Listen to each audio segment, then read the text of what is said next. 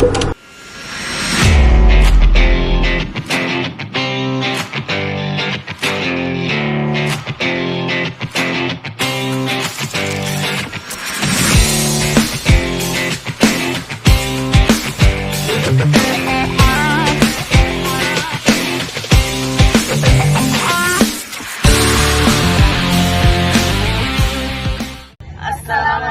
warahmatullahi wabarakatuh. Kami dari kelompok 6 akan mempresentasikan hasil diskusi kami materi interaksi manusia dan komputer. Definisi IMK adalah disiplin ilmu yang mempelajari hubungan antara manusia dan komputer yang meliputi perancangan, evaluasi, dan implementasi antarmuka pengguna komputer agar mudah digunakan oleh manusia. Ilmu ini berusaha menemukan cara yang paling efisien untuk merancang pesan elektronik. Sedangkan interaksi manusia dan komputer sendiri adalah serangkaian proses, dialog, dan kegiatan yang dilakukan oleh manusia untuk berinteraksi dengan komputer yang keduanya saling memberikan masukan dan umpan balik melalui sebuah antarmuka untuk memperoleh hasil akhir yang diharapkan. Terima kasih. Komponen IMK terbagi menjadi atas 3 bagian. Yang pertama, manusia atau pengguna.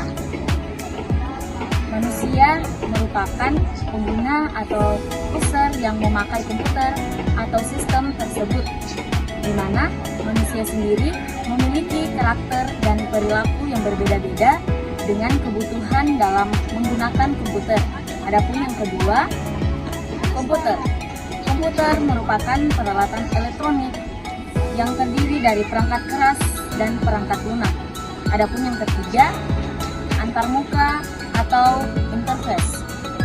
Manusia dan komputer berinteraksi melalui antara muka dan yang ada di dalam sistem komputer yang kemungkinan manusia berhubungan dengan komputer. Sejarah IMK atau interaksi manusia dan juga komputer. Sejarah yang pertama pada tahun 1950-an terjadi awal mula interaksi manusia dan juga komputer yang dilakukan melalui instruksi yang dibuat atau diberikan oleh operator komputer. Proses ini sangat teknis dan juga terbatas oleh para ahli komputer. Sejarah yang kedua, IMK pada tahun 1950-an sampai 1990-an muncul pengembangan antar bupati yang sederhana yang memungkinkan penggunaan komputer oleh sejumlah kecil pengguna yang terlatih bagaimana penggunaan komputer itu dimulai sekali meluas ke berbagai bidang seperti ke bidang akademis dan juga ke bidang pemerintahan. Sejarah yang ketiga yaitu pada tahun 1970-an sampai 1980-an, di mana munculnya antarmuka grafis sempurna yang seperti yang diperkenalkan oleh Xerox, IASC, kemudian diadopsi oleh Apple dan Microsoft, yang dimana penggerak perkembangan ini membawa revolusi dalam interaksi manusia dan juga komputer. Hal ini memungkinkan bahwa pengguna komputer non teknis untuk berinteraksi dengan perangkat lunak dengan lebih mudah. Sejarah keempat pada tahun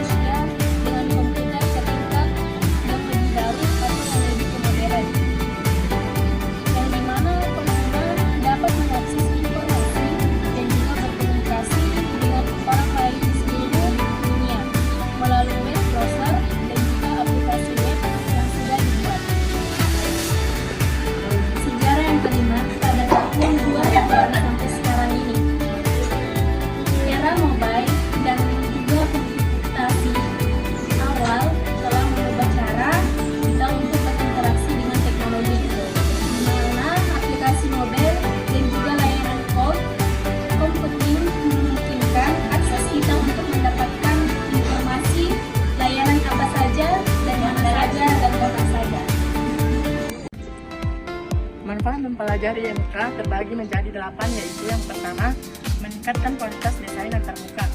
Dengan memahami prinsip IMK, desainer dapat menciptakan antarmuka yang intuitif, mudah digunakan, dan sesuai dengan kebutuhan pengguna. Contoh, membuat aplikasi dengan navigasi yang jelas untuk menghindari kebingungan pengguna. Yang kedua, meningkatkan pengalaman pengguna.